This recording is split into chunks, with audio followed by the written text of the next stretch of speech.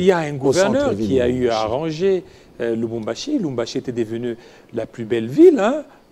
Vous savez combien de gens la brigade de la mairie possède?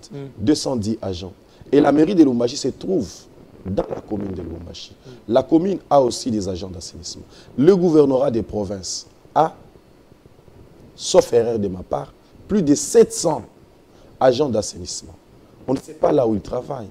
Lorsqu'on pose donc, il n'y a pas de collaboration entre le gouvernorat et la mairie? C'est la mairie qui dote les matériels aux agents d'assainissement du gouvernorat et tous sont censés œuvrer sur le terrain selon la répartition des tâches. On ne les voit pas œuvrer. Ils travaillent où?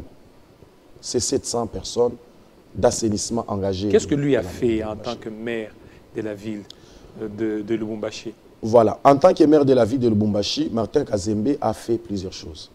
D'abord, lorsqu'il est arrivé au pouvoir, à un certain moment, on a commencé à assister à des incendies. Parce qu'il y a des gens qui regrettent le départ de la dame là, qui était là. On ne va pas revenir sur le débat. Vous savez, on dit que c'était une dame de fer, une dame qui a imposé beaucoup plus la propriété. Vous savez que Martin Kazembe, c'est un élève fidèle de l'UDPS. C'est un monsieur qui incarne la vision, la philosophie. Et de surcroît, un membre de l'UDPS, donc il fait la honte, il ferait la honte. Il fait la fierté de l'UDPS à Lubumbashi. La fierté ou la honte? J'en viens à cette Allez-y. Puisque vous voulez parler de Mme Lauriane Mouloua, qui était maire de la ville de Lubumbashi, réputée être dame de fer. Mon frère, entre nous soit dit, on voulait que Martin Kazembe emboîte le pas de Mme Lauriane. Qui était quoi? Quel est le souci de tout le monde à Lubumbashi aujourd'hui? C'est qu'on chasse tous les motards du centre-ville de Lubumbashi. Pourquoi on va le chasser? Il faudra avoir le courage de le dire, parce que Lubumbashi est devenu un bastion de tensions, quelque peu entre guillemets tribales, ou des conflits entre la communauté katangaise et la communauté kassaïenne. On a applaudi cet acte tout simplement parce que ces motards, à 80%, ce sont des ressortissants du Kasaï.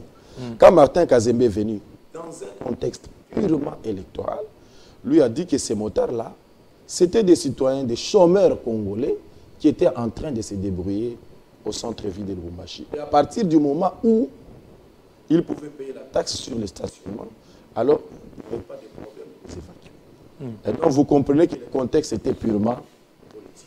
Qu'est-ce que Martin Kazembe a fait? Lorsqu'il prend la mairie de la ville de Lubumbashi, ce sont des incendies qui s'est déclarés sur la ville. Vous avez des bâtiments, Jambo qui UAC qui a brûlé, des bâtiments. Et la mairie de Lubumbashi devait faire recours aux particuliers pour avoir ne fût-ce qu'un camion anti-incendie.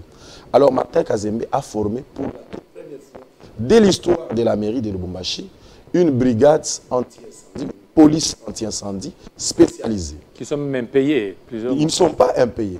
N'allons pas d'abord dans les problèmes de l'impayement. Revenons dans les réalisations. On va parler peut-être du passif. On peut aussi parler des actifs des marques. Là, nous sommes dans les actifs.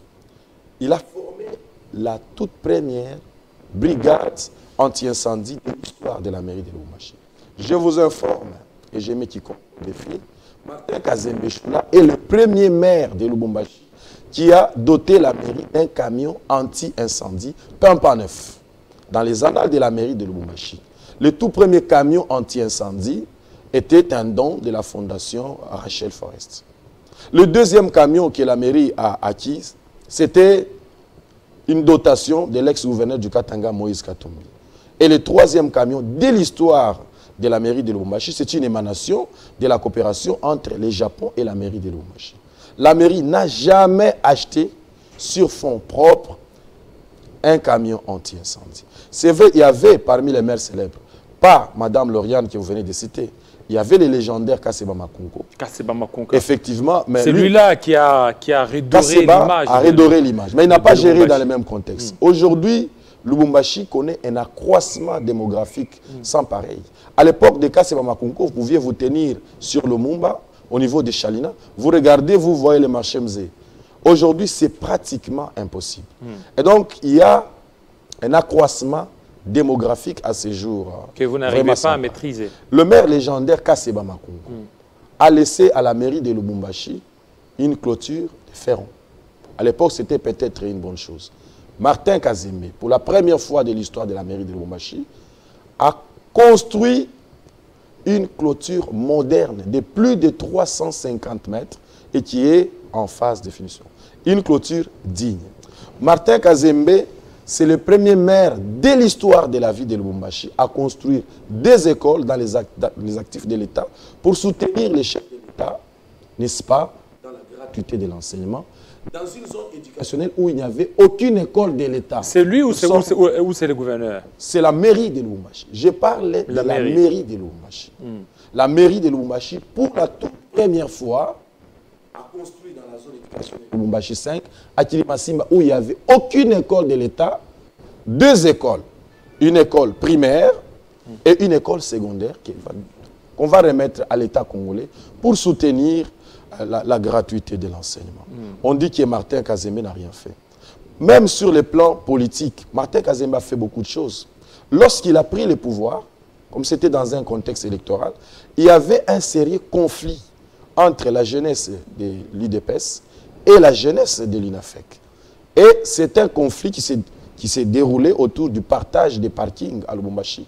Tout le monde connaît, ça faisait même des morts à Lubumbashi. L'homme a organisé un cadre de concertation, qui est un cadre de concertation permanent, dans une perspective de paix, dans une perspective de vivre ensemble, dans une perspective d'harmonie, qui a abouti jusqu'à la signature.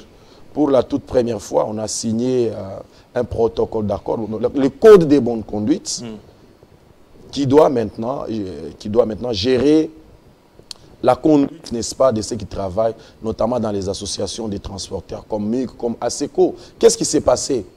Avant, tous les arrêts de bus étaient gérés par les gens de l'INAFEC, partis chers à Baba Kiungwa Mwanza d'heureuse mémoire. Et lorsque le président Félix a pris le pouvoir, le militant de l'IDPS voulait prendre la relève de la gestion de parking. Il y avait un conflit sérieux, il n'y en a plus. Et on en est arrivé même à la politisation des associations, des motocyclistes, des tricycles, ou des associations communiques et ASECO. Et vous pouviez trouver dans un arrêt un drapeau de l'INAFEC, de l'autre côté un drapeau de l'IDPS. Le maire a interdit tout cela. Il a mis